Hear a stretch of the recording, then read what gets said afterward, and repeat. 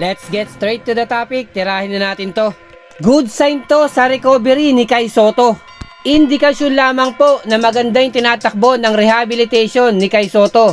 Yung normal na paglalakad after ng surgery na parang hindi tinamaan ng injury itong si Kai Sotto. At itong latest at nagba-viral ngayon na post ni Kai Sotto na ilang araw pa lang sumasalang to sa workout. Maganda na ang resulta at may nakakatakot na pahiwatig. Tingin pa lang ni Kai Sotto, parang may kakainin to. Tindig pa lang ng katawan at forma, mukhang magigiba ang babangga. Halata rin sa kanya yung dedikasyon at yung motivation na uhaw nang makabalik sa ating Gilas Pilipinas. Kung ganito lamang po ang tinatakbo ng rehabilitation ni Kai Sotto, posibleng mapaaga yung kanyang pagbabalik. Na pwede naman po. May ilang player nga dyan nakakabalik na after 6 months ng ganitong klaseng injury.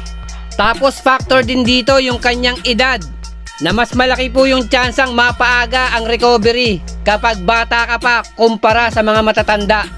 Senyalis po rin to na nagko-complement yung katawan ni Kai Sotto sa programang binibigay ni conditioning coach Mel Lantin.